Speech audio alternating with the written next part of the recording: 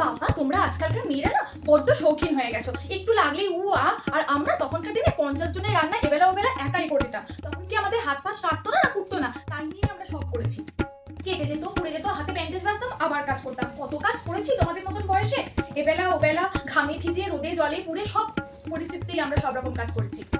তোমাদের এখন মাথায় ঘোমটা দেওয়াই উঠে গেছে, আর আমাদের সময় মাথা থেকে ঘোমটা সরতোই না। কাজ করতে করতে একটু পেট থেকে পিঠ থেকে হয়তো সরে যেত ঘোমটা, কিন্তু মাথা থেকে কখনো ঘোমটা সরতো না। আমার শ্বশুরমশাই একদম ওইসব পছন্দ করতো না।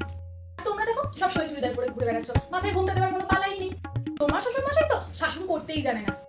কিভাবে বাড়ির বউদেরকে দাবিয়ে রাখতে হয় সেটা জানতো আমার শ্বশুরমশাই। তোমরা তো এখন শ্বশুরদেরকে মানোই না। আর আমরা যখন শুনতাম শ্বশুরমশাই আসছে, 1 মাইল দূর থেকে আমরা ওই কোনায় গিয়ে বসে থাকতাম। যখনই আসতো তখনই চরণ ধুয়ে দিতাম, সস্ত্রাঙ্গে প্রণাম করতাম। আর তোমরা দেখো শাশুড়ি হা হা হা হা হা হা করছো শ্বশুরমশাইয়ের সঙ্গে।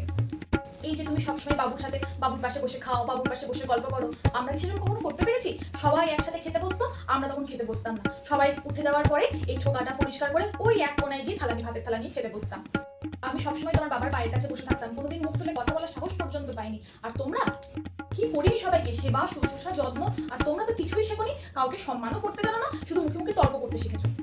আমাদের সেই সময় খুব কষ্ট ছিল, বুঝতে তো বৌমা, কিন্তু আমরা সেই সময় অনেক কিছু শিখেছি। আর তোমরা, তোমাদের শেখার তো কোনো বালাই নেই, তোমরা সব অবাধ্য হয়ে গেছো, অবাধ্য অবাধ্য।